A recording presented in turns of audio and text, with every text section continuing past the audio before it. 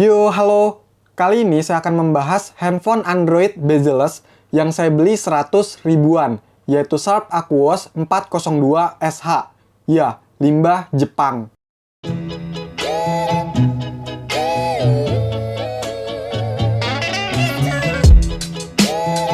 Untuk harganya itu benar 100 ribuan, tepatnya 125 ribu. Itu harga waktu saya beli, bisa dilihat di screenshot ini ya. Dan sekarang, kalau dilihat harganya udah naik. Terus kayaknya udah habis juga stoknya. Bukan maksud bikin hoax atau bohong ya. Itu emang harganya dinaikin sama penjualnya. Dan saya nggak bisa ngatur. Seperti yang udah dijelaskan di video unboxingnya, kalau handphone ini gambling. Jadi ya untung-untungan, random kondisinya. Dan unit yang saya dapet ini masih bisa nyala. Berjalan cukup normal. Cuma ini SIM-nya masih lock dan banyak goresan di bodi-bodinya, layarnya, ditambah lagi tutup belakang atau backdoor yang absen. Oke, sebelum lebih lanjut, lihat dulu nih spesifikasi dari Sharp Aquos 402 SH.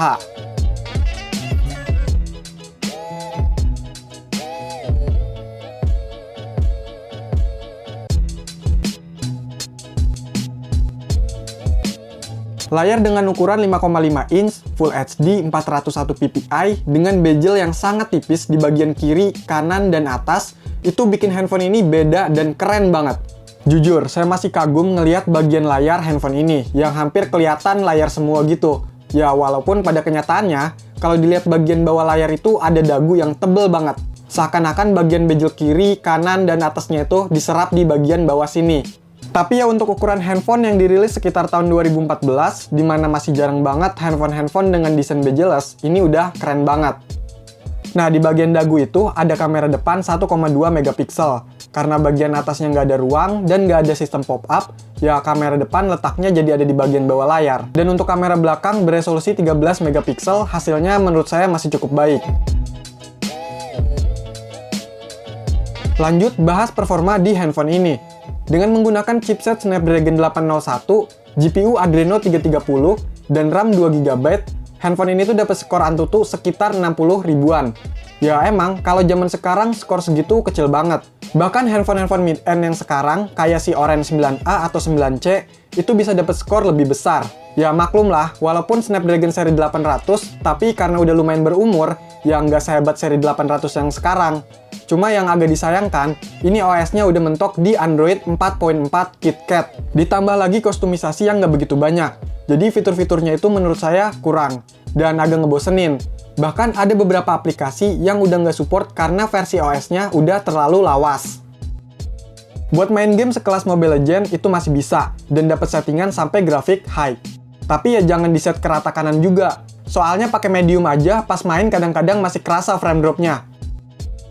Dan kalau diajak main PUBG Mobile, bisa dapat settingan sampai smooth medium dan balance medium. Pas main pakai settingan smooth medium, itu masih ada frame drop-nya, dan bahkan stuttering, macet-macet gitu. Dan kalau dipakai yang berat-berat, bodi handphone ini tuh kerasa panasnya. Apalagi ini nggak ada backdoor-nya, jadi makin kerasa. Kalau udah panas gini handphonenya, ya bukan tambah ngacir, tapi kayak jadi makin berat beban hidup handphone ini. Untuk bagian sensornya, handphone ini udah cukup. Ada giroskopnya dan bukan virtual. Terus multitouch-nya bisa sampai 5 jari. Lalu untuk baterai, handphone ini berkapasitas 2610 mAh. Dan screen on time pemakaian saya dapat sekitar 4 jam. Dan untuk ngecharge-nya, dari 20% sampai full, makan waktu sekitar 2 jam pakai charger 5 volt 2 ampere. Karena kondisinya bekas, mungkin untuk baterai ini bisa berbeda-beda ya. Ya, performa emang nggak begitu wow kalau untuk yang berat-berat. Bahkan kewalahan. Tapi kalau untuk sekedar chatting, sosmed, nonton video, itu udah lumayan. Ya kembali lagi lah dengan kenyataannya, kalau handphone ini udah dirilis sekitar 6 tahun yang lalu, dan sekarang bisa dapat di harga 100 ribuan.